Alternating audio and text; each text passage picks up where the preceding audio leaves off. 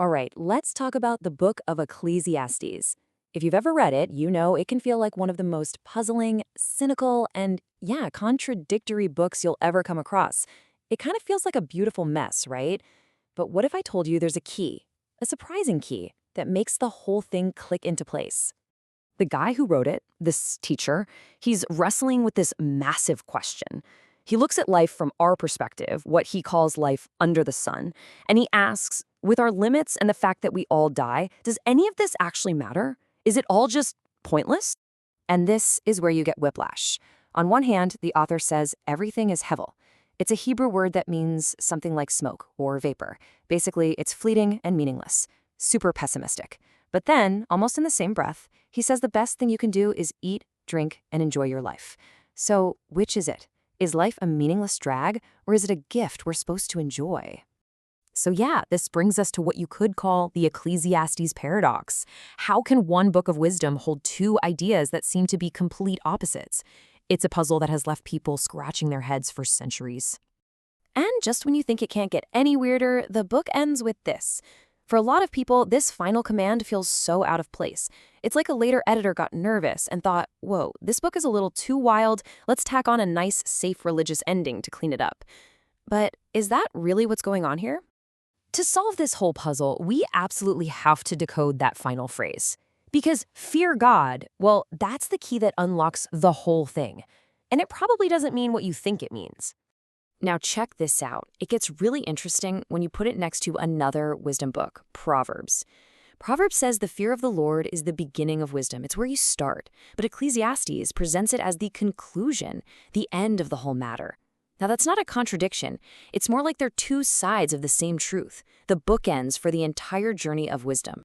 The Hebrew word here is yare.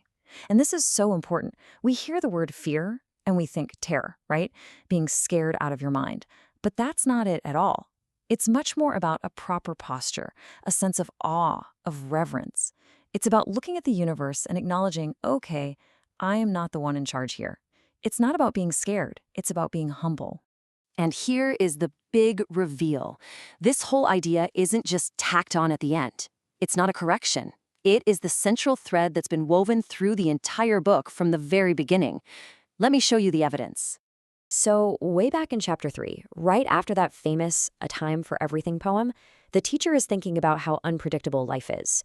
Why does God do things in a way we can't figure out? The answer he gives is right here, so that we'll have this posture of reverence, this yare, and know that a day of reckoning is coming. Then, smack in the middle of the book, he gives some really practical advice about worship. And the logic is simple. God is in heaven, and you are on earth. There's a huge difference. So a wise person gets that. They approach God with humility and awe, not just a bunch of careless words. And I love this one. Near the end of the book, the teacher is basically saying, yes, be happy. Go enjoy your youth. He gives this incredible freedom. But, and it's a huge but, he immediately follows it with a sober reminder. Know that you're accountable for all of it. He ties the freedom to enjoy life directly to the reality of future judgment. So you see, these two major themes in the book, enjoying life and fearing God, they aren't opposites at all. They're actually inseparable. They're like two sides of the same wisdom coin. On one side of the coin, you have this call to enjoy life. Your food, your work, your relationships. These are gifts from God. Embrace them. But on the other side of that very same coin is the call to fear God, to live with a humble, reverent awareness of who he is. One isn't in conflict with the other. One actually gives meaning to the other. So, what this means is that true enjoyment isn't just mindless pleasure-seeking. And true reverence isn't some joyless, miserable existence. No, they are companions in wisdom.